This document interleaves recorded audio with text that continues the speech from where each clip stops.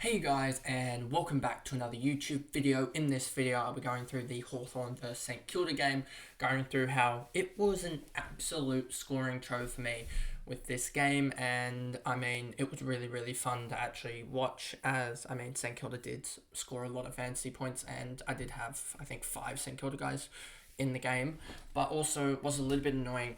I did watch the first quarter of this anyway, but was a little bit annoying how Will Day went a little bit nuts, as that would have been my ticket to basically jumping another probably 100 or 200 ranks, him going nuts in the second half. But you can't obviously prevent that, etc. And there are some guys that are going to go nuts that you don't have. So it's just about picking those right options. And Will Day probably was a mistake half this year, etc. But I think I sort of got it right with him anyway, especially after initially picking him up. But anyway, before we get into the video, remember to like and subscribe, turn the notification bell on so you know when I upload, and let's get into the video. So as you can see here, 122 for Impey, a 48 last quarter. Don't think it really impacts anyone, as he is 1.5% owned. And yeah, just not highly owned compared to other people, and I don't think it will impact people terribly too much. And we move on, and then we move on to Will Day, who's like 30% owned, and as you can see here, he had a really bad first quarter. And I thought, oh, this is on for an 80 or something like that. But then that third quarter where he just blitzed it and got 48, I was out at the time, and I just saw on my thing with about 10 minutes or 5 minutes to go in the third, and he's on 90. What was he on at the time? 93 or whatever, and I just thought, oh no, this is going to not go the best. And obviously kicking a goal here didn't help. He ended up kicking 2 goals from 2 marks, which didn't help as well, as I look here. That just didn't help, and that would have lowered him down to, if he hadn't kicked those goals, to a 95, which would have been actually respectable, and that would have been the score that I would have been just like, okay, I'm happy to concede that score to him, but a 119 does suck. Chad Wingard, 116. He's one of those type of scores where it doesn't really matter. He kicked, two... He kicked 2 goals in the end, it looks like, so it wasn't even that good of a performance that way. And he ended up just not really impacting the game terribly much, it looks like. Sicily, 95, he picked up in the last little bit. There was a little bit of forward tagging, I think, on him. I don't remember who it was. Might have been Sharman or someone that did do that. I forget who it was, but there certainly was someone that did forward tag him, and it did limit his output. But 95 for him is still it is still a decent score. Meek, 89. Warple, 88. Hardwick started off really well actually, and then faded. Bruce, Moore, McDonald, Newcomb, Weddle, Ward. Ryan came in and did much better than Hansen, but I'm actually looking at Hansen now from my team and thinking that could be a red dot, and that could help me, as I don't think as per North fans, I don't think he was ready to play AFL footy. So I think that could be a red dot for me, which will be really good, because that'll allow me to finally loop that Darcy Cameron and Windhager one last time, as I will be upgrading them both this week, it looks like, as I don't think Banks will get me up to someone good unless I can use, I might be able to use Banks, or I don't think Mullen will have enough cash on hand to be able to do that upgrade. And I could use Jack Williams as well to upgrade Darcy Cameron if push comes to shove and I can get up to the guy that I want, and also be able to keep Windhager, as Windhager could be an ace that we could have. Having almost a 23rd premium will be huge, and then being able to potentially upgrade him to someone else in round 24, Windhager, through building up cash, could be huge as well. So we'll have to wait and see on that front, but I think it is a huge bonus to have potentially Windhager sitting there. Then we move along. So Ryan did 55, and he's going to make some cash, but I don't think he'll make terribly much cash, and I don't think he'll be much difference. And then Mitchell got subbed out. I think this was tactical. And yeah, so 22, just didn't get involved, and doesn't really matter terribly much.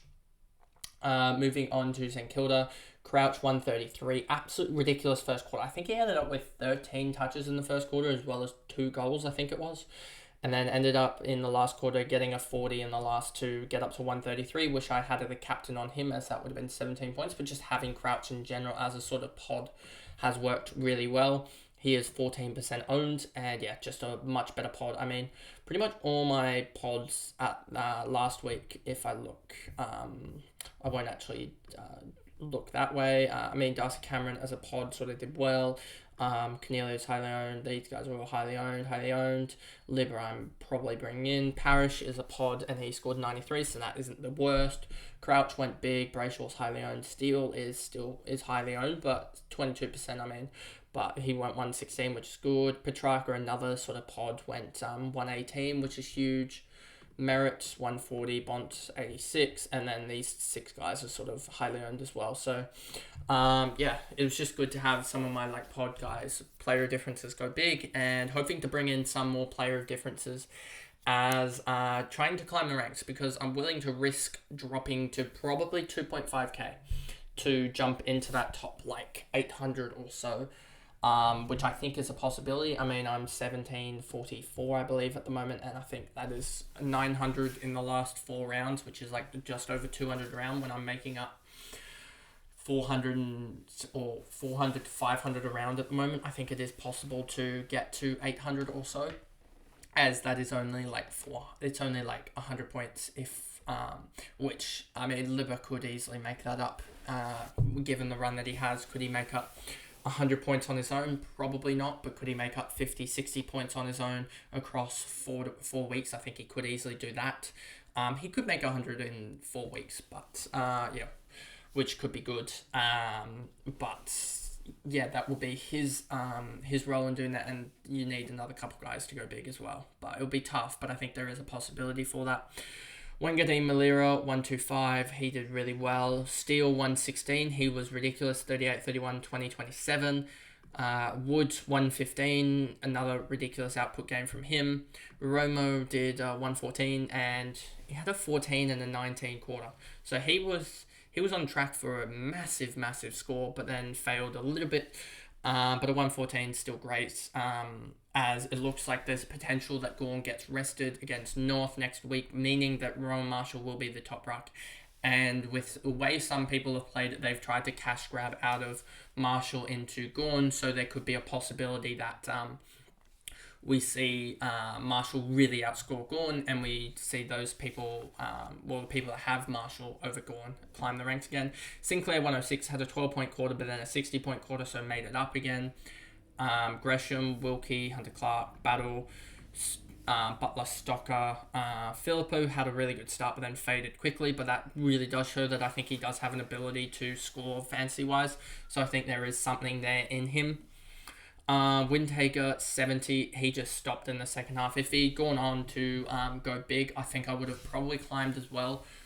So there was a potential for a 26-30, 26-40 round for me, but Windhager failing sort of killed that, as well as not picking the right captain killed that as well. But I mean, I'm still going to take a Windhager 70 over Harry Himmelberg, and hopefully he comes back with, who does he have next week? Let me grab Crouch's fixture. Carlton next week, that should be good.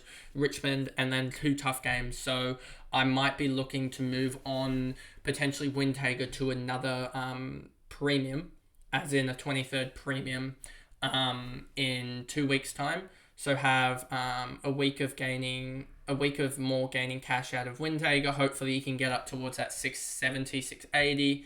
Then be able to get rid of hopefully Mullins with Darcy Cameron and get that up to a Butters or a Sheasel, and then also be able to then the next week or get rid of Jack Williams with Darcy Cameron, as I think that will be good, and then the week after that use Banks or something like that to really upgrade Windhager to a huge premium, and that'll enable me to get the most out of all my bench basically. As I'll be getting rid of Banks in 2 weeks' time, when he's probably somewhere close to around that 420, 430k range, as he had a 69, I think it was it a 69 after he had a 74 and a 69, so he's looking good as well for cash gen. And then hopefully it obviously won't get me up to a Laird, I don't think, but it could get me close. It could actually get me close now thinking about it, because that'll be 200k or so. I think there, as well as Williams and Darcy Cameron up to potentially Butters or a Sheasel will gain me probably close to another 50. I'll have a 50, 60k in the balance spare. And then Windhager's already 628k, so hopefully he can move up to around that 660, 670k by the time I trade him. And 250k on top of that is 920, so maybe I'll be able to get another premium in there at that price and have a massive 23rd premium is the plan. Higgins, Byron, Billings, Cameron Minty, Owens, no one else here really matters. So that is the video there, the recap of the Hawthorn St Kilda game. Yes, I did get a little bit sidetracked talking about a potential big 23rd premium, which I think a lot of teams will be going for, but hopefully that can happen. We'll have to wait and see on results and cash gen, etc. But that looks like a promising plan, and yeah, so hopefully that will happen, and I'll see you guys in the next recap. And I'll see you there. Thanks, guys. Goodbye.